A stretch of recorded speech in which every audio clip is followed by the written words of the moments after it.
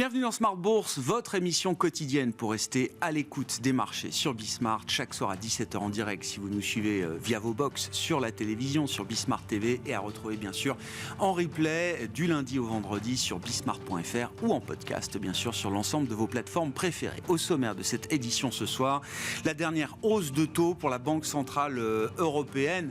Peut-être, c'est en tout cas l'idée qui est en train de grandir dans le marché après la décision d'une nouvelle hausse de taux de 25 points de base pour les 3 taux directeurs de la BCE, et surtout le discours entretenu par Christine Lagarde au cours de la conférence de presse. On sent quand même une BCE qui commence à être un peu plus à l'aise avec le niveau atteint par ces taux directeurs.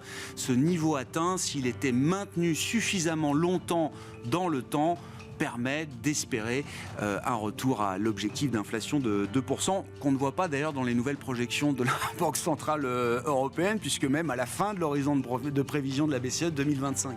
Aujourd'hui, on a toujours une inflation qui reste légèrement supérieure à 2%. La BCE qui a fondé sa décision justement sur ce niveau d'inflation qui reste trop élevé, encore à travers ses projections, malgré des prévisions et des projections de croissance qui ont été significativement revues en baisse de l'aveu même de la Banque Centrale Européenne. Vous aurez le détail dans un instant et c'est Sybille Aoudjan qui nous accompagnera pour vous apporter dans quelques instants les infos clés de marché. Nous évoquerons évidemment ce sujet avec nos invités dans un instant, et Gilles Mouek, chef économiste du groupe AXA, qui sera avec nous en visioconférence dans le dernier quart d'heure de Smart Bourse à partir de 17h45. L'autre événement de marché aujourd'hui, c'est l'introduction en bourse de l'année, celle de ARM sur le marché américain dans le secteur des semi-conducteurs. Vous en avez sans doute beaucoup entendu parler. L'opération s'est bien passée. Le groupe a pu lever jusqu'à 4,9 milliards de dollars pour une valorisation de près de 55 milliards selon le prix fixé pour l'introduction en bourse, 51 dollars par action. Les premières indications de marché, on n'a pas encore la cotation cash pour l'instant, mais les premières indications de marché aux États-Unis laissent entrevoir une très belle hausse à l'ouverture, peut-être entre 15 et 20% pour le titre ARM. Nous évoquerons également ce sujet avec nos invités. Et puis une question autour de l'automobile, un secteur qui génère beaucoup d'interrogations en ce moment. Il y a l'escalade entre l'Europe et la Chine sur le front de l'automobile électrique, et puis le sujet très immédiat d'un risque de grève massive, historique peut-être, chez les 3 grands constructeurs de Détroit, avec le nouveau président du syndicat UAW qui veut marquer de son empreinte le rapport de force avec les grands constructeurs américains. Une deadline a été fixée jusqu'à ce soir pour tenter d'aboutir à travers ces négociations qui se mènent face à chacun des 3 constructeurs de Détroit. L'issue semble peut-être être celle d'une grève dans les prochains jours, et ce sera un mouvement à surveiller, car en cas d'ampleur importante, c'est un mouvement qui pourrait vite coûter quelques milliards et quelques dixièmes de points de PIB à la croissance américaine en cette fin de 3e trimestre.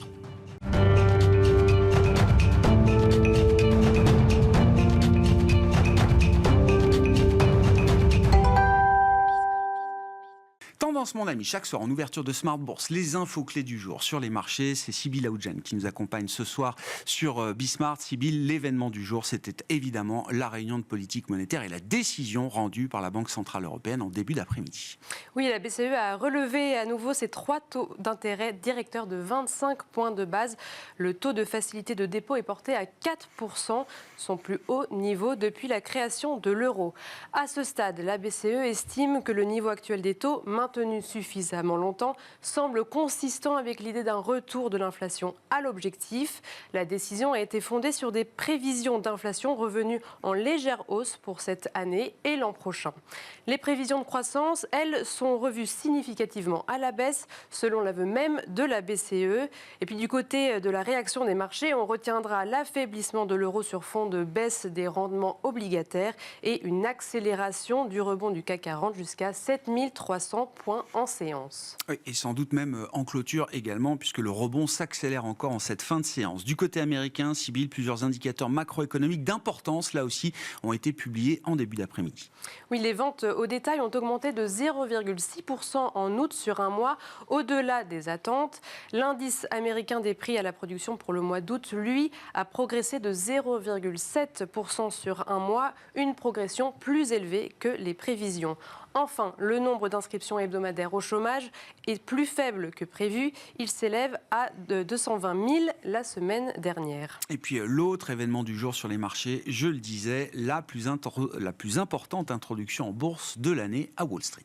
Oui, avec le retour du groupe de semi-conducteurs ARM. Le groupe avait quitté la bourse il y a 7 ans suite à son rachat par SoftBank. Le prix définitif a été fixé à 51 $ par action, en haut de la fourchette. Cette décision porte la valorisation de l'entreprise à près de 55 milliards de dollars. Il s'agit de la deuxième plus grosse IPO aux États-Unis depuis 2 ans, derrière celle du constructeur de véhicules électriques Rivian Automotive en octobre 2021. Quelques données à suivre demain avec les statistiques chinoises du mois d'août concernant notamment les ventes au détail et la production industrielle.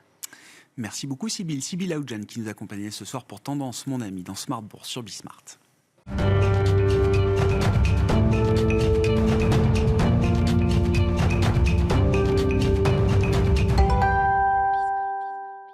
Trois invités avec nous chaque soir pour décrypter les mouvements de la planète marché. Malik Hadou qui est avec nous, directeur de la gestion diversifiée de CPR Asset Management. Bonsoir Malik. Bonsoir Grégoire. Merci d'être là. Merci à Aymeric Didet d'être avec nous en plateau également. Bonsoir Aymeric. Bonsoir Grégoire. Ravi de vous retrouver. Vous êtes directeur de la gestion de Pergame et ravi de retrouver également Christophe Barrault à nos côtés. Bonsoir Christophe. Bonsoir. Vous êtes chef économiste et stratégiste de Market Securities. La Banque Centrale Européenne à la une, évidemment, avec cette nouvelle hausse de taux de 25 points de base. Le taux de dépôt directeur est porté à 4% désormais. Christophe, un niveau avec lequel la BCE semble plus à l'aise, en tout cas un niveau à partir duquel la BCE semble avoir peut-être un peu moins d'appétit pour poursuivre automatiquement en autopilote les hausses de taux qu'on connaît depuis juillet 2022 maintenant.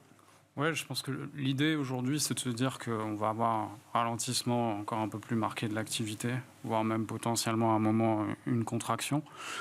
Donc c'était de placer la dernière hausse de taux au bon moment. Donc on était à peu près certain qu'ils voulaient les relever au moins encore une fois. Donc valait mieux tout de suite qu'après. Je pense que l'hypothèse effectivement sous-jacente, c'est que le ralentissement de l'activité puisse permettre d'avoir une inflation qui revienne sous contrôle plus rapidement. C'est un peu ce qui s'est traduit dans les prévisions de croissance 2025, puisque que ce soit le côté headline, donc l'inflation totale ou l'inflation corps, on a eu une révision à la baisse. Donc, quelque part, ils sont peut-être un tout petit peu plus confiants en le faisant maintenant et en laissant maintenant l'impact des hausses précédentes, plus celle-ci, se déverser sur l'économie. Et c'est déjà ce qu'on commence à voir à travers tous les indicateurs, notamment le développement monétaire, donc croissance de la masse monétaire, prêts accordés aux entreprises, aux ménages, dans l'immobilier aussi, on commence à avoir des taux négatifs. Donc en termes d'inflation, personnellement, moi je pense que la dernière hausse n'était pas forcément nécessaire. On aurait pu quand même y arriver puisqu'on a des scénarios de croissance qui sont inférieurs à ceux de la BCE. Ouais. Donc dans les faits, effectivement, ça devrait permettre d'avoir un certain contrôle sur la partie corps. Maintenant, sur l'inflation totale, ça ne dépend plus de la BCE et ça dépendra essentiellement du marché du pétrole. Oui. C'est-à-dire qu'on a quand même un baril qui a plus de 90 $ aujourd'hui, un euro en plus qui a quand même baissé sur la décision de la BCE, avec en plus des chiffres américains encore très forts, on en parlera, mais qui remettent un peu de tension sur le dollar. Les projections d'inflation, elles ne sont pas encore tout à fait optimales. Hein. En tout cas, on sent que ça va prendre du temps. Ouais. Même avec une hausse de taux supplémentaire, quand vous nous dites qu'elle n'était peut-être pas suffisamment, qu'elle était peut-être pas nécessaire, ça prendra quand même du temps. Hein. Ça prendra du temps, mais là on arrive à un moment où on peut se dire que ça va être un arbitrage dans les dépenses de consommation, à savoir si le prix du pétrole monte et donc le prix de l'essence monte. Ce sera vraisemblablement arbitré par rapport à d'autres achats, donc ce qui pourrait paradoxalement faire baisser peut-être un tout petit peu plus le corps. Je pense que c'est l'idée sous-jacente, même si la différence entre les États-Unis et l'Europe, c'est qu'en Europe, il y a encore du surplus d'épargne. Qu'est-ce qu'on va taper dans l'épargne ou pas? Ça, la question est ouverte et ça impactera forcément les dépenses futures. On a quand même des taux d'épargne monstrueux en Europe, Christophe. Oui. Ouais, la question, c'est est-ce qu'on les maintient parce il n'y en a plus aux États-Unis. Il y en a plus et en Europe, on est gorgé d'épargne. C'est 18% par exemple sur des pays comme l'Allemagne ou la France aujourd'hui, on est sur de niveau d'épargne, de revenus par rapport aux revenus disponibles. Pour donner un comparatif, excès d'épargne accumulé pendant le Covid, aux États-Unis, on estime que selon les études, soit il n'y a plus rien, soit il n'y aura plus rien en région du 4e trimestre. En Europe, selon les économies, reste entre 3 et 5%. Mais le comportement du consommateur américain est complètement différent du consommateur européen qui a peur assez vite. Ouais. Donc on peut rester sur des taux d'épargne monstrueux et cette épargne qui petit à petit se fasse ronger par l'inflation. Malik, c'était la meilleure décision à prendre pour la Banque Centrale Européenne ? Non, je n'étais pas. C'était plutôt pour qu'elle ne bouge pas. Pour une pause. Ouais. Mais bon, on est toujours surpris par la BCE. À chaque réunion, elle nous surprend, que ce soit par la décision ou par le discours. Quoi dire ? Le marché l'a bien pris, c'est le plus important, en fin de compte. Les taux qui rebaissent, le marché action qui remonte, tout va bien dans le meilleur des mondes. Ça m'a intéressé d'avoir la réaction de marché si elle avait fait une pause. Exactement. J'aurais bien aimé savoir. Non, mais c'est vrai. Non, mais c'est vrai. Les taux rebaissent, le marché action salue ça. Il l'avait anticipé un peu. Les deux précédents jours, on avait une remontée, il y avait une information qui était sortie la veille, comme quoi l'inflation resterait bien au-delà, ancrée au-delà des 3%. Donc la BCE avait déciderait finalement de monter les taux. Mais bon, le ralentissement, il est là, et donc je pense que c'est vrai, le seul facteur aujourd'hui qui est inquiétant, que ce soit aux États-Unis ou alors en Europe, c'est la remontée des prix des matières premières et du pétrole. Oui, ça peut avoir un effet de second tour sur l'inflation qui les maintiendrait à un niveau assez élevé. Donc maintenant, il faut savoir est-ce que la Fed va jouer le même jeu. Nous, on pense qu'elle ne devrait pas monter, là aussi, que c'est fait pour la Fed aussi. Malgré des statistiques qui restent encore assez satisfaisantes aux États-Unis. Les ventes au détail, par exemple, cet après-midi, pour le mois d'août, on attendait un chiffre, alors du 0+, c'est du 0++, quoi. C'est plus 0,6% d'un mois sur l'autre. Pression aussi sur les prix, qui continue, à la fois sur les prix à la production que sur les prix à la consommation. Donc ça, c'est un facteur aussi que va surveiller la Fed, mais on pense qu'elle devrait passer son tour. Ouais. Et sur le pétrole, il y a des raisons d'imaginer que ça puisse continuer, ou en tout cas qu'on puisse se maintenir longtemps. À... Les Saoudiens ont besoin d'argent pour payer les joueurs de foot, c'est pas la raison.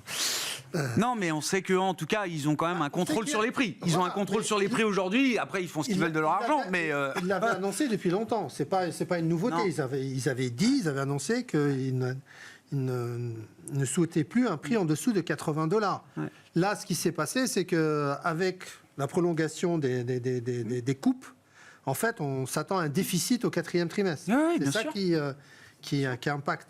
Mais je pense qu'à ces niveaux-là, je ne vois pas pourquoi les Saoudiens voudraient demander plus, parce que ça équilibre largement leur...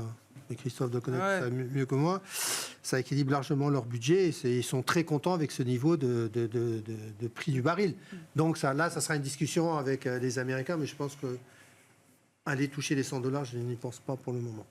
Bon, surveille, ça continue de monter quand même le pétrole. Pour l'instant, c'est très pétrole spécifique. On ne voit pas les mêmes mouvements sur les métaux ou sur d'autres. On a vu les métaux ferreux reprendre depuis 3-4 jours 5%. Soi-disant sur une demande chinoise qui serait revenue. Qui se réveille. C'est de la spéculation, à mon avis, pour le moment. Ils ont beaucoup déstocké les métaux aussi en Chine. Oui, c'est ce qu'on m'a expliqué. Oui, tout à fait. Donc, avec le stimulus, mais le stimulus, on ne l'a pas encore vu. C'est plutôt un stimulus monétaire qu'autre chose pour l'instant. Donc, à suivre aussi. Bon, Aymeric, je reviens sur les banques centrales, parce qu'on file un peu tous les sujets en même temps, mais enfin, tout est lié, évidemment. Mais est-ce que la Fed et la BCE réussissent à éviter le sur-tightening, le sur-resserrement, en fait? En tout cas, pour le moment, on va dire que c'est assez bien maîtrisé, parce que les effets sont relativement bons. L'inflation, qui était à des niveaux stratosphériques, est quand même en baisse continue depuis des mois. Donc, au final, on juge quand même un impact positif des actions des banques centrales, particulièrement aux États-Unis. Je suis toujours pro-américain pour ce côté-là parce qu'ils sont en avance, pragmatiques, efficaces et réactifs. L'ampleur qu'on a eue aux États-Unis est quand même incroyable. Donc on a aujourd'hui cette économie leader qui a pleinement les effets des hausses de taux. Donc ça, c'est plutôt positif. L'Europe, qui a réagi plus tard pour des raisons géopolitiques et parce qu'on a Mme Lagarde à la tête de la BCE, malheureusement est arrivée un peu tard. Donc aujourd'hui, on finit encore un petit peu le travail. Mais il n'empêche que l'inflation continue à diminuer. Donc il faut voir aussi le verre un peu à moitié plein de temps en temps. C'est pour ça que les marchés arrivent aussi à sentir qu'on arrive quand même à la fin de cette histoire. On a souvent dit, quand on regarde le passé, que le niveau des 4% est un niveau phare, clé, sur lequel, à un moment donné, on va marquer une pause qui peut être quand même assez longue, et à mon avis elle sera plus longue que ce qu'on pense, pour permettre à l'inflation de continuer gentiment à baisser. On ne va pas descendre tout de suite sur les objectifs de 2%, ça c'est utopique de croire ça. Si la Banque centrale croit ça, je pense que... non, il n'y a qu'à voir ses projections. Voilà, on n'est pas du tout dans le vrai. Ça va prendre beaucoup de temps. Et donc c'est pour ça que les taux risquent de rester à un niveau élevé assez longtemps, et que de ceux qui prévoient déjà anticiper les baisses de taux, c'est vraiment un peu tôt. Et jusqu'à présent, on a toujours eu tendance à décaler dans le temps tous les scénarios. Je pense qu'on va continuer malheureusement dans ce sens-là, parce que, encore une fois, l'inflation, elle va dans le bon sens, mais elle aussi va ralentir. La quantification de la baisse de l'inflation va ralentir, et ça, c'est assez logique. Donc c'est pour ça, ça va dans le bon sens. Les décisions ont été bonnes jusqu'à présent. Il n'y a pas eu de forte erreur de la part des banques centrales. Là, ils ont joué le jeu, particulièrement aux États-Unis. Maintenant, la croissance a tenu, la consommation a tenu. Il n'y a pas eu de heurts sur le marché obligataire. On n'a pas eu une explosion des taux de défaut de la part des entreprises. Donc, franchement, c'est une très bonne gestion de l'économie et des... À ce stade, là où on en est aujourd'hui, ça aurait pu être bien pire. Largement pire.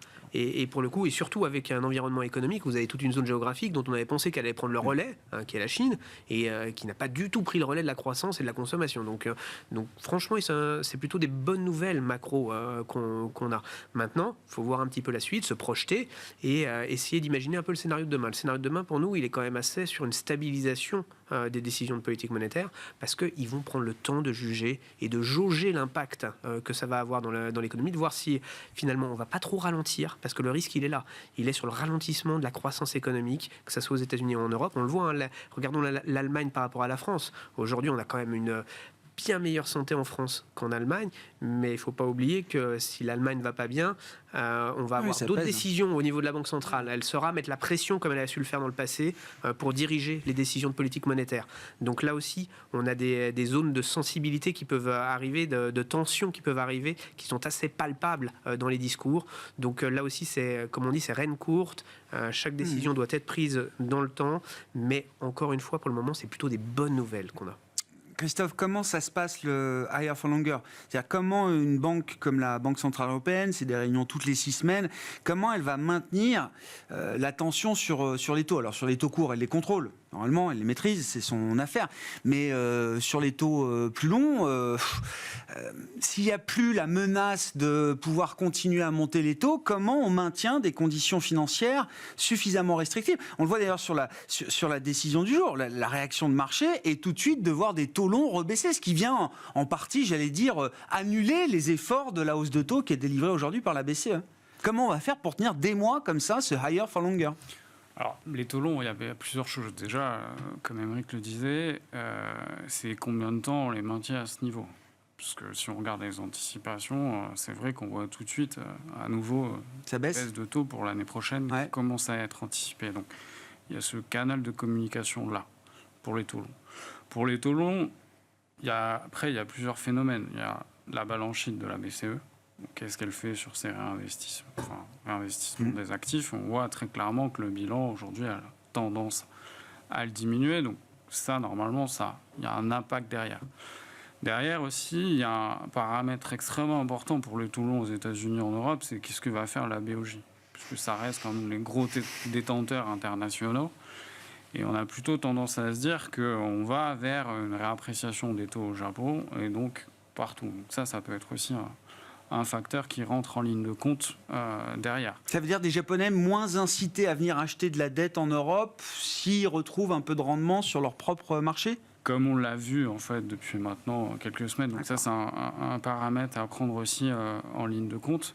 Donc voilà, c'est un peu tout ça, BCE à la main sur certaines choses, mais maintenant les taux d'intérêt, c'est aussi dépendant de les longs, de ce qui va se passer ailleurs et de la demande pour ou contre à un moment déterminé. Surtout ce que font les gros pays qui justement engendrent des liquidités, typiquement l'Arabie Saoudite, comment ils vont recycler leurs réserves. On voit qu'ils achètent plus de trésorerie, donc forcément les trésoreries ne rebaissent pas.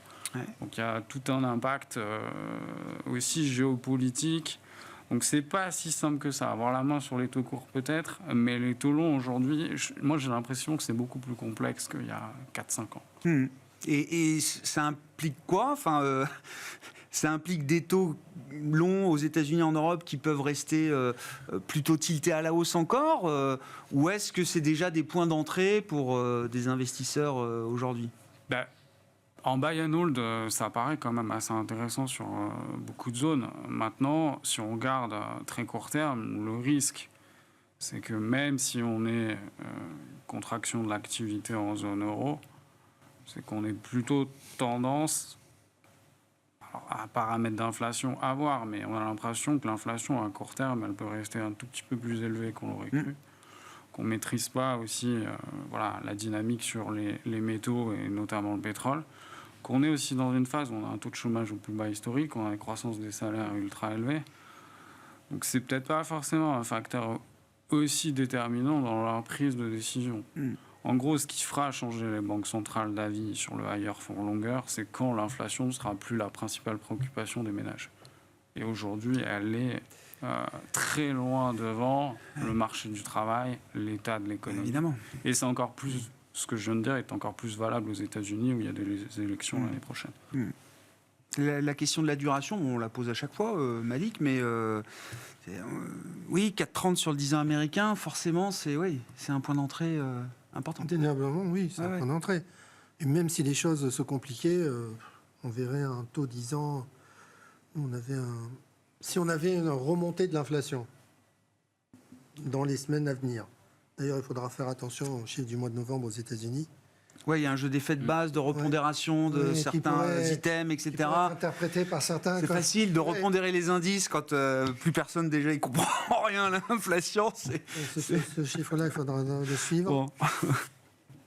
Les taux 10 ans pourront remonter autour de 4,70, oui, 4,80. Voilà, c'est un maximum à notre avis. Donc c'est des points d'entrée. Mais il y a une asymétrie quand même aujourd'hui qui est intéressante pour un investisseur. Tout à fait.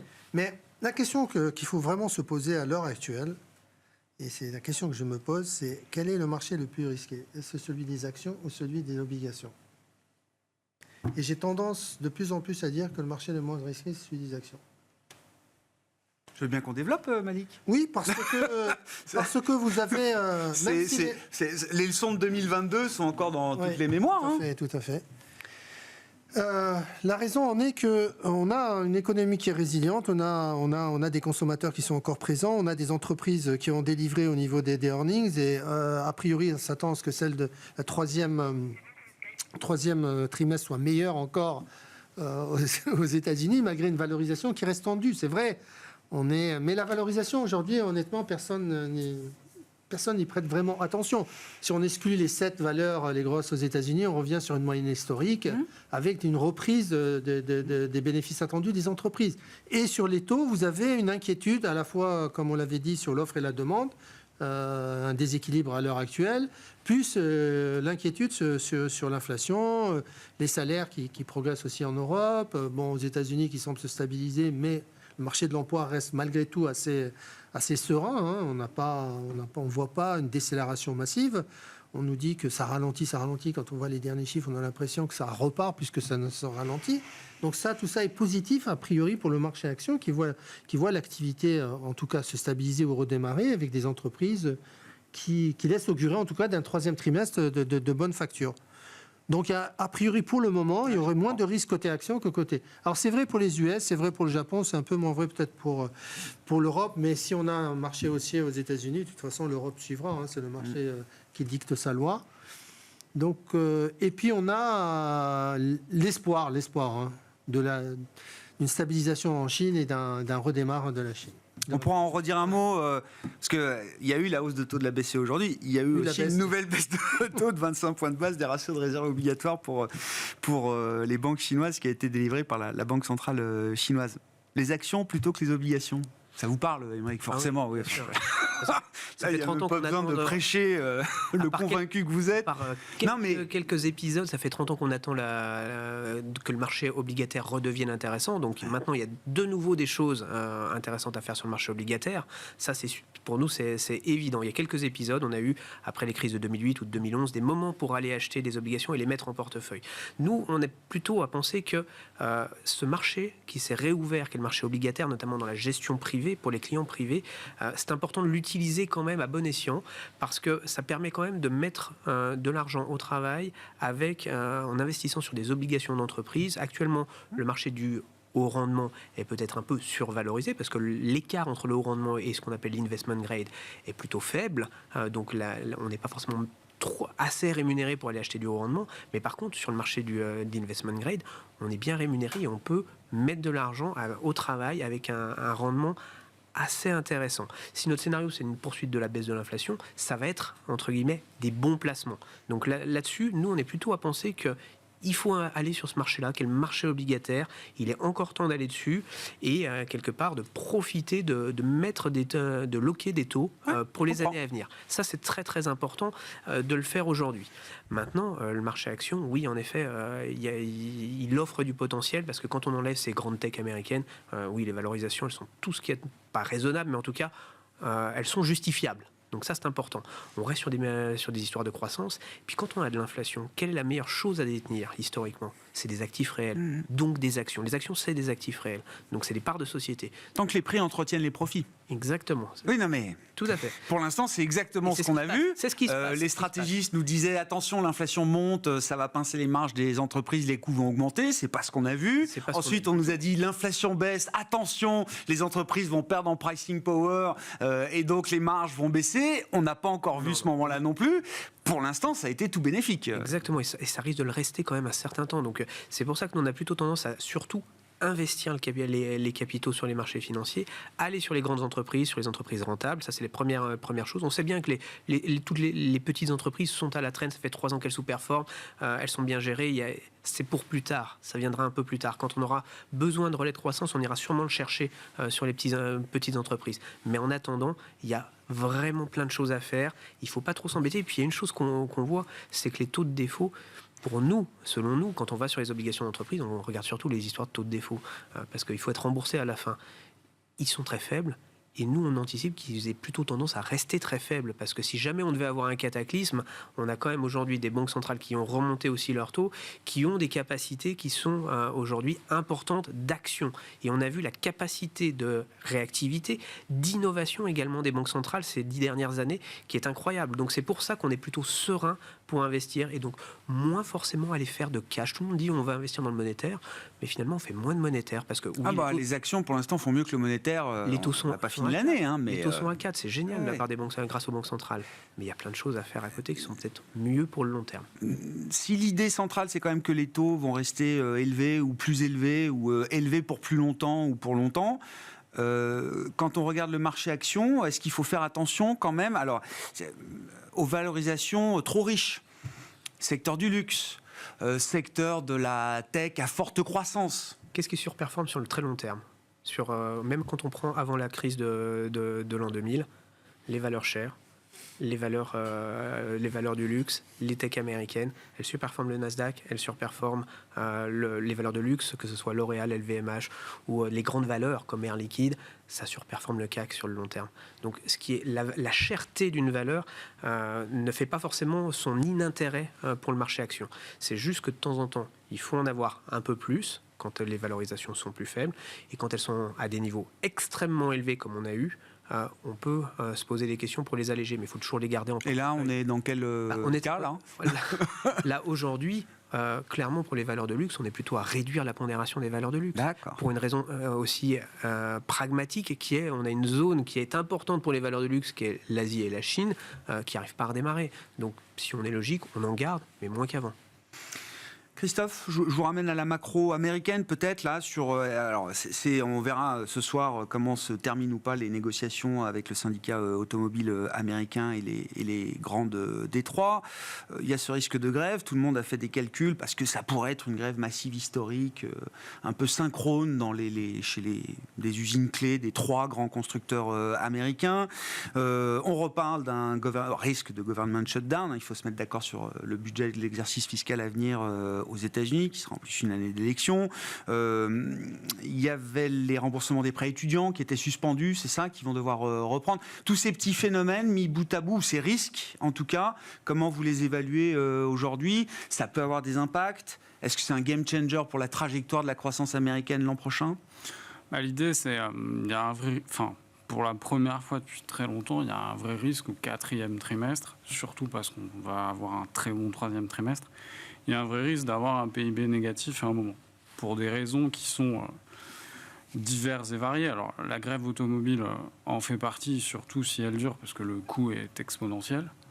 Donc, il faudra quand même suivre un petit peu. Le gouvernement de shutdown, évidemment, mais je pense qu'à partir du 4e trimestre, le vrai test, c'est le consommateur américain. Ouais, c'est ce que vous dites. Les dépenses de consommation, aujourd'hui, elles ont été soutenues depuis maintenant plusieurs mois par l'épargne excédentaire, donc accumulée pendant le Covid, qui Ça, c'est arrive fini. à échéance. Ouais. Le crédit qui avait explosé, notamment le crédit revolving, sur lequel les conditions de crédit sont, on va dire, beaucoup plus difficiles. Et on a des taux d'intérêt qui sont supérieurs à 22%. Donc on est dans une phase où en plus on a la charge de ces taux d'intérêt qui pèsent sur le budget des ménages. Plus, comme on en a parlé en début d'émission, le prix de l'essence qui explose. Donc à paramètre constant, ça va forcément impacter la dépense réelle. Si on rajoute les intérêts d'emprunt sur les prêts étudiants, donc ça rajoute une couche encore supplémentaire. Et ensuite sur le marché de l'emploi, même si le marché de l'emploi se tient, on est quand même sur une décélération. Avant, c'était 400 000 créations par mois. Là, on est plutôt en dessous des 200 000. Donc, les effets positifs ont eu tendance, je dirais, à se normaliser, même s'ils sont encore plutôt bons. Et on a tout un tas de facteurs négatifs qui arrivent maintenant. Donc, on a un vrai test. Et sachant que la conso a été artificiellement poussée quand même juillet-août sur des effets température favorables, sur les concerts Beyoncé, Taylor Swift. J'adore. Et l'impact est super important parce qu'on ne se rend pas compte. 2 films au cinéma et une série de concerts de Taylor Swift et Beyoncé, ça fait le PIB américain, quoi. Non mais c'est génial, c'est l'économie du loisir. Non mais l'impact est significatif. Et une journée de solde chez Amazon, quoi. Voilà. Amazon Non, et les températures ultra favorables. Et les températures favorables. Donc qui boostent à la fois toute la partie conso, donc hospitalité, et tout ce qui va être consommation d'énergie. Donc on a eu plein de petits effets favorables au T3. On sait qu'ils ne vont pas se renouveler, voire que la simple normalisation crée un effet de base négatif, plus les autres paramètres autour. Donc le vrai test, en fait, de la croissance US, il arrive au T4. Et après, sur toute la partie investissement, il y a les taux d'intérêt, durcissement des conditions de crédit. On sait que c'est un effet qui va avoir un retard de 4 trimestres. Donc pareil, le T4, on rentre en plein dedans, et sachant que si on regarde la croissance du crédit donc, aux boîtes commerciale, industrielle, elle était déjà très légèrement négative en rythme annuel et elle est attendue entre -5 et -10 en rythme annuel au T4. Donc ça aura un impact sur les dépenses d'investissement. Bon, il y a quand même un déficit américain à 6% et plus peut-être cette année et encore sans doute l'an prochain aussi, Christophe. Une partie de la surcroissance vient aussi du déficit et de tout ce qui a été stimulé l'investissement non résidentiels, notamment dans les infrastructures. Ce sera un soutien moins important l'an prochain ? On commence sur les rythmes mensuels, on commence à plafonner, alors qu'à un moment, on était sur des progressions de 5 à 10%. Malik, la Chine, j'ai pensé à vous l'autre jour. Non mais le sondage mensuel de BofA réalisé auprès des gérants et des gestionnaires d'actifs, je crois que j'ai jamais vu ça. Est-ce que vous pensez que la croissance chinoise va s'améliorer dans les 12 prochains mois ? Personne n'y croit. 100% des gens pensent que la croissance chinoise ne s'améliorera pas dans les 12 prochains mois. 0% pense donc que la croissance ne va pas s'améliorer en Chine dans les 12 prochains mois. C'est hautement consensuel quand même. Et là, je me suis dit, c'est pas possible. C'est hautement consensuel, ouais, c'est tout à fait, je l'ai vu. Et puis il y a eu aussi les chiffres sur les sorties de capitaux Ouais. qui se montaient à plus de 15 milliards au cours du deuxième trimestre de l'année. Sur la Chine, moi, je maintiens ma position en disant que les mesurettes sans pile, exactement. Ouais. On en mais avait parlé. 25 points de base de baisse de taux. Non, mais au fur et à mesure. Baisse de réserve obligatoire pour les banques. Le bazooka n'est pas sorti encore, peut-être qu'il ne le sera pas sorti, mais pour l'instant, on voit que les choses se stabilisent plutôt. Donc, moi, boursièrement parlant, je pense qu'il y aura un rallye. Rien qu'une stabilisation et du sentiment même, j'allais dire général, sur la Chine, vu la valorisation des marchés actions chinois, ça peut déclencher quelque chose. Ça peut déclencher quelque chose et je pense qu'on l'aura. Après, il faudra peut-être réfléchir et peut-être sortir du marché à ce moment-là. Mais pour l'instant, oui, je reste positionné. Et ce qui permettrait aussi de donner un coup de pouce aussi aux autres pays émergents. Parce que c'est des actifs qui sont intéressants, mais qui restent en retard. À part l'Amérique latine, elle qui a bénéficié, bien entendu, à la fois de la baisse des taux qui a été enclenchée dans plusieurs pays, mais aussi par la remontée des prix des matières premières, bien entendu. Il manque la baisse du dollar, quand même, comme facteur de vrai soutien pour une surperformance des émergents face aux développés. Vous avez tout à fait raison. On commence à avoir les matières premières, mais il manque la baisse du dollar. Oui, mais elle n'arrivera pas pour le moment. Et je pense que malgré cela, les marchés émergents ont résisté, n'ont pas baissé au cours des 2 derniers mois et ont fait jeu égal avec le marché américain, un peu mieux que le marché européen. Donc voilà un repositionnement sur ces marchés. Le marché américain reste bien entendu le marché préféré pour le moment, avec le Japon. Qui bénéficie là aussi de la dépréciation du yen, même si on peut s'attendre à ce que après les déclarations du président de la Banque centrale japonaise, qu'il y ait une modification, mais on ne s'y attend pas vraiment. Ils vont pas maintenant, parce que je pense que ça aurait des ondes Maintenant de que la Fed et la BCE s'arrêtent, vous pensez que pour la BOJ, ça y est, elle pourra passer son tour éternellement ? Non, pas éternellement, mais elle pourra prendre un peu plus de temps pour ajuster sa politique monétaire en regardant est-ce que vraiment l'inflation, parce qu'ils ont en fait leur sujet, c'est de savoir si vraiment l'inflation va durablement être soutenable et repasser au-dessus. Après 30 ans de déflation. Exactement, au-dessus des 2%. Donc pour l'instant, on reste positionné sur le marché action avec des préférences pour le Japon, États-Unis en premier lieu, Japon et ensuite se positionner un peu sur la Chine, toujours avoir des positions sur la Chine. Ouais, c'est assez pro-cycle quand même, je trouve, dans l'idée. C'est pas du risk-off. Non, on n'est pas en risk-off pour l'instant. Aymeric, je voulais bien qu'on dise un mot. Alors j'attendais de voir si on avait la cotation de Arm Holding, mais sur le marché américain, je crois qu'on l'a pas encore. Mais les indications que je regardais avant de prendre l'antenne tout à l'heure, c'était quand même l'idée d'une hausse entre 15 et 20%, 18% peut-être. Bon, ça peut bouger très très vite. C'est quand même la plus grosse introduction en bourse de l'année, regardée par tout le monde, parce que en plus, secteur clé des semi-conducteurs, un architecte des puces et de l'industrie des semi-conducteurs. Est-ce que ça vous intéresse ? L'opération en tant que telle et ARM vous intéresse ? Bien sûr, parce que c'est un secteur clé, un secteur incroyable, une société qui est extrêmement chère, là encore. On en parlait tout à l'heure des sociétés chères, mais celle-là est extrêmement chère. Une société dans le secteur, c'est plutôt entre 12 et 15 fois le chiffre d'affaires. Là, on est au-dessus de 20 fois.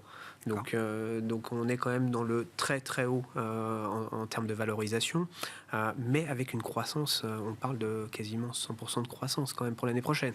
Donc on est vraiment dans l'hypercroissance, dans les sociétés qui sont finalement pas forcément consensuelles, parce qu'aujourd'hui on est aussi sur des sociétés qui sont des leaders. Pas monopole, mais pas loin, avec une part de marché exceptionnelle. On voit tout ce qui se passe autour des procès, autour d'Alphabet aujourd'hui. Donc on sait que ce sont des sujets qui sont aujourd'hui tout en haut de la pile aux États-Unis. Donc là aussi, c'est des sociétés qu'on regarde, dans lesquelles on est prêt quand même à s'intéresser pour rentrer sur ce genre de société, avec des toutes petites tailles évidemment à cause de la valorisation, mais ça reste quand même des leaders qu'il faut regarder, parce que derrière il y a quand même du chiffre d'affaires, Donc c'est pas une petite start-up qu'on valorise à un niveau exceptionnel. C'est une vraie entreprise qui fonctionne, qui finalement est un acteur clé du secteur qu'il faut avoir.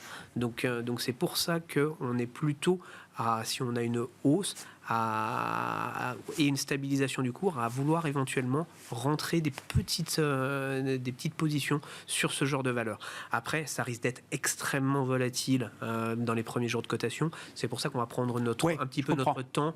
Il y a différentes stratégies quand on a une introduction en bourse. Soit on est servi à l'introduction, donc si on est très bien, tant mieux. Habituellement, quand on est européen et qu'on a une introduction après, il vaut mieux attendre, type, quoi. Et qu'on a des titres, c'est pas forcément très bon signe. Donc, c'est que ça s'est mal vendu. Voilà, quand ça arrive jusqu'à nous, c'est que forcément, c'est pas forcément. C'est que là-bas, ils n'en ont pas voulu, quoi. Voilà. Donc c'est plutôt c'est pour ça, dans ce genre de situation, on préfère pas faire de demande à l'IPO. On préfère voir, attendre. Pour les premiers jours, c'est juste du trading. Pour essayer d'engranger du gain, ce qu'on appelle le gain. Non, mais ça permet de tester un peu. Bon, enfin, faut-il encore tester l'appétit du marché pour l'intelligence artificielle générative, qui a été le thème de cette année 2023. Mais ce sera un test de plus, quoi. C'est un acteur clé, donc pour le coup, il faut s'y intéresser. Et une fois qu'on aura un peu de stabilisation sur le cours, là, on va voir à un moment donné un peu plus d'écrits sur la société, et on pourra éventuellement constituer des vraies positions là-dessus. Bon, on suivra effectivement Arm Holding. Un mot encore, peut-être. Alors, sur la Chine, effectivement, Christophe, avec vous, qu'est-ce que vous attendez à court terme, là, dans une vision de conjoncturiste, sur l'horizon de temps avec lequel vous êtes le plus confortable, pour essayer de comprendre et nous dire ce qui peut se passer en Chine là, d'ici la fin de l'année. Il y a un plénum, je crois, qui se tient au mois d'octobre, toujours un grand rendez-vous important, qui peut être le moment aussi d'une accélération peut-être des mesures de soutien. Alors, dans les faits, moi, ils m'ont beaucoup fait peur, surtout juillet et août, essentiellement parce que le gros point faible, c'est toujours la même chose, c'est le marché immobilier, qu'il a tenu approximativement jusqu'au mois de juin. Et là, on a vu les ventes rechuter, les prix rechuter. Le vrai problème de fond, c'est que on sait que les ménages chinois, au moins 60% de la richesse, voire un peu plus, se trouvent dans l'immobilier, contre 30% aux États-Unis pour un ordre de comparaison. Donc dès que l'immobilier va mal, ça pèse derrière sur la consommation chinoise. Donc c'est un effet direct, mais aussi indirect, mais assez rapide. Problème des promoteurs immobiliers, c'est que si on regarde un petit peu les chiffres et qu'on extrapole, ceux qui sont sous pression, ils ont un besoin de financement de l'équivalent de 15% du PIB d'ici la fin de l'année. Donc c'est techniquement, même l'État chinois ne peut ou ne voudra pas y aller. Donc un énorme risque à paramètres constants.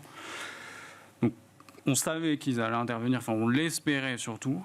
Sur l'immobilier, c'est quand même pas négligeable, la somme des mesures. Parce que baisser les taux d'emprunt sur des mortgages existants... Ça, on avait même du mal à le croire. L'effet signal est quand même assez gros. Baisser de 10 points l'apport sur résidence principale et secondaire, c'est pas non plus négligeable. Et après, il y a une volonté qui est nationale, mais aussi maintenant sur quasiment toutes les villes, c'est d'enlever toutes les mesures de restriction qu'ils avaient appliquées. Donc je pense que ça va être suffisant pour avoir un rebond des ventes d'une part et au moins une stabilité des prix. On sait qu'ils ont une marge de manœuvre parce qu'ils ont créé un fonds dédié pour l'immobilier. Ils n'ont quasiment rien dépensé. Donc, à mon avis, ça va être fait d'ici la fin de l'année, puisque les besoins des promoteurs restent, à mon avis, assez élevés, même si on anticipe un peu un rebond des prix et des ventes.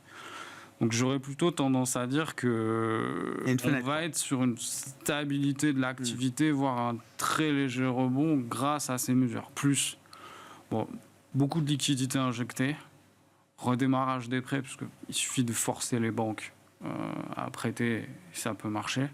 Maintenant, le problème, il reste structurel. Oui, sur le long terme, non, d'accord. Mais sur du très court terme, on peut se dire que, il y aura de la volatilité, mais ils ont bien conscience du problème. Maintenant, je ne crois pas au bazooka parce que qui dit bazooka dit que ça aura des effets positifs sur d'autres pays et c'est pas ce qu'ils veulent. Ils ne font plus du tout ça depuis 2018. Ça reste tactique, maintenant la Chine, on l'a compris comme ça. On verra, ce sera peut-être l'invité de la fin d'année 2023. Et en termes de marché, je suis assez d'accord que là, on a peut-être une bonne fenêtre de tir. On verra si la Chine... Les marchés chinois s'invitent dans le jeu des marchés globaux d'ici la fin de l'année 2023. Merci beaucoup, messieurs. Merci d'avoir été les invités de Planète Marché ce soir. Christophe Barrault, Market Securities, Aymeric Didet, Pergam et Malik Hadouk, CPR Asset Management.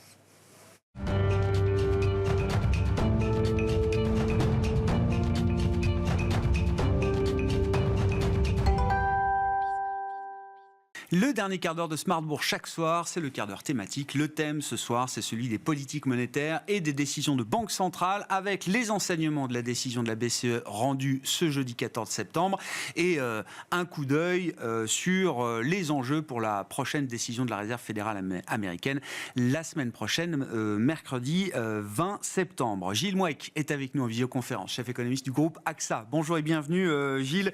Merci beaucoup d'être avec nous. Du point de vue de la BCE, donc la question n'est plus celle du niveau des taux directeurs, mais de la durée. Est-ce qu'on en est là aujourd'hui, ce soir, après la conférence de presse de Christine Lagarde, Gilles ?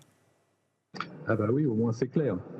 Ce qui a été le plus surprenant dans la conférence de presse aujourd'hui, c'est la clarté avec laquelle la BCE nous dit que, voilà, sauf accident, a priori, on est bon. A priori, on a atteint le niveau des taux qu'ils jugent suffisamment restrictif pour ramener en temps voulu l'inflation vers 2%.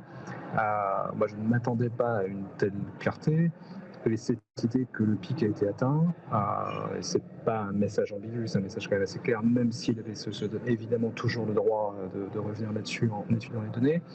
C'est ce qui permet aux yeux du marché d'effacer complètement l'effet de la hausse des taux qui, encore il y a quelques jours, paraissait comme très peu vraisemblable. Donc on a une BCE qui est confortable, en gros, avec le niveau des taux. Et c'est quand même un message important. Combien de temps est-ce que le longer du higher for longer peut-il durer, Gilles ? À quelle vitesse la politique monétaire se transmet en zone euro ? On comprend qu'elle se transmet quand même peut-être plus vite que ce qu'on pouvait imaginer au départ. Même des économistes qui imaginent que ça se transmet plus vite en zone euro qu'aux États-Unis, par exemple, ce qui n'était pas forcément intuitif au début. Quelle durée de maintien à ce niveau de taux directeur est-ce qu'il faut envisager, avoir en tête pour que la BCE soit définitivement confortable avec l'idée d'un retour à l'objectif de 2% d'inflation qu'on ne voit pas d'ailleurs dans les nouvelles projections, Alors, deux choses. La première, c'est que dans les projections de la BCE, ce qui est intéressant, c'est que effectivement, en moyenne annuelle, même en 2025, on n'y est pas. 2% d'inflation. En revanche, lorsqu'on s'intéresse à la prévision à la fin 2025, on y est. Donc quand même, le message de la BCE est important de ce point de vue-là. Elle considère bien que, en cohérence avec ce qu'elle dit sur le niveau des taux, on a atteint un niveau de restriction suffisant pour aller vers 2% sur la fin de l'horizon prévu. Premier point. Deuxième point, on a quand même une banque centrale avec Christine Lagarde qui refuse absolument d'élaborer sur la question du quand et du comment de la première baisse des taux pour aller vite. Et ça, c'est normal parce que la BCE, franchement, n'en sait rien et verra ce qu'il y a dans les données. Sur la transmission de la politique monétaire, moi, je ne suis pas absolument d'accord avec cette idée que la transmission de la politique monétaire est nécessairement plus rapide dans la zone euro qu'aux États-Unis. Parce que ce qui intervient rapidement, ce qui est tangible, ce qui est absolument indéniable, c'est que la hausse des taux directeurs se traduit bien par une baisse du crédit, par une augmentation des taux bancaires. De ce point de vue-là, la transmission fonctionne parfaitement normalement. En revanche, ce qui manque, et ça c'est une différence entre l'Europe et les États-Unis, c'est qu'il n'y a pas pour l'instant de transmission de ce ralentissement de l'activité économique qui est pourtant très marqué au comportement de prix. Et en particulier au marché du travail. Et c'est ça le problème de la BCE. C'est-à-dire qu'elle est rassurée par le fait que oui, les banques font le boulot de transmettre les messages sur les taux et restreignent effectivement le crédit, ça marche. Mais pour l'instant, on n'a toujours pas de signe absolument tangible que ça aboutit effectivement à un ralentissement de l'inflation sous-jacente. Ce n'est pas les 20 points de base d'amélioration du mois d'août qui a pu les rassurer. Donc, quelle tempérer l'impatience des marchés qui voudraient bien des baisses de taux le plus vite possible, ça me paraît parfaitement logique, parce qu'encore une fois, pour l'instant, sur le fond de l'inflation, on ne voit pas grand-chose. Un mot de la situation américaine, Gilles, avant la décision de la Fed la semaine prochaine, qui s'annonce comme une confirmation de la pause de la Réserve fédérale américaine. On a eu les ventes au détail du mois d'août publiées en début d'après-midi, et puis surtout le dernier rapport sur l'inflation, le CPI du mois d'août. L'inflation cœur aux États-Unis sur les 3 derniers mois en rythme annualisé est à 2,4%, je crois, Gilles. La dernière marque du taux de chômage a été de 3,8%. Est-ce que c'est le soft landing historique dont rêvent Jérôme Powell et la Réserve fédérale américaine, ou est-ce qu'il faut encore se méfier avec l'idée que ça puisse être un mirage peut-être temporaire ? Alors il faut se méfier d'abord parce que sur les données d'inflation, on a quand même quelques signaux un peu embêtants qui nous diraient que cette désinflation qui a été effectivement assez marquée depuis quelques mois marquerait un temps d'arrêt. Donc attention, et il n'est pas complètement évident que la Fed pourra facilement maintenir un discours aussi dovish que cela, compte tenu du flux de nouvelles qui arrivent maintenant sur l'inflation. On a eu des chiffres de prix à la production, par exemple, qui étaient un peu élevés. C'est surtout de l'énergie, c'est surtout ce qui se passe dans le complexe carburant. Mais quand même, c'est une pression inflationniste qui réapparaît. Et sur le fait qu'on pourrait atterrir en termes d'inflation sans passer par une phase de casse un peu désagréable sur l'économie réelle, je rappellerai une seule chose. Oui, ça fait longtemps que la Fed a commencé à relever ses taux, donc on pourrait se dire que dans les délais normaux de transmission de la politique monétaire, on devrait déjà voir les effets négatifs sur la croissance. S'ils ne sont pas là, c'est peut-être qu'il se passe quelque chose de très spécifique. Attention quand même, parce qu'on est parti de très bas, et la Fed n'a atteint le niveau d'équilibre des taux d'intérêt qu'à l'automne de l'année dernière. Donc on est encore en fait dans le temps de transmission possible avant que l'économie commence vraiment à ralentir sous l'effet de la hausse des taux accumulés. Donc moi je reste quand même assez pas dubitatif, mais je reste prudent sur cette idée qu'on va tranquillement vers un soft landing, même si c'est vrai, force est de constater que voilà, les données résistent, elles résistent mieux que dans la zone euro, mais rendez-vous la fin de l'année quand même. Oui, j'allais dire, mais après un troisième trimestre en termes de croissance qui s'annonce encore assez spectaculaire, Gilles, sans doute, au-delà du potentiel, c'est pas impossible d'imaginer que le chiffre de croissance du PIB aux États-Unis pour le 4e trimestre commence avec un petit moins devant, Gilles ? Voilà, nous on garde l'hypothèse que le T4 pourrait être négatif. Alors je sais, on s'est trompé sur le trimestre d'avant, et donc on peut être tenté de lâcher l'affaire et de considérer que oui, cette fois-ci, pour des raisons miraculeuses, la croissance américaine résisterait complètement. Ça ne s'est produit qu'une fois, en 1994, dans des conditions extrêmement spécifiques. Donc voilà, je reste grognon. Merci beaucoup Gilles, merci pour cet éclairage sur les décisions de Banque centrale, celle de la BCE aujourd'hui et celle à venir de la Réserve fédérale américaine la semaine prochaine. Gilles Mouek qui était avec nous à distance, chef économiste du groupe AXA, pour conclure cette émission ce soir. C'était le quart d'heure thématique de Smart Bourse avec une journée sur les marchés qui se terminera plutôt bien pour les marchés actions en Europe. On a des hausses de 1% et plus pour les indices actions européens ce soir en clôture, après la décision de la Banque centrale européenne de relever peut-être une dernière fois ses taux directeurs de 25 points de base. Smart Bourse est à retrouver évidemment chaque jour du lundi au vendredi sur Bismart à 17h et en replay sur bismart.fr ou en podcast sur l'ensemble de vos plateformes préférées.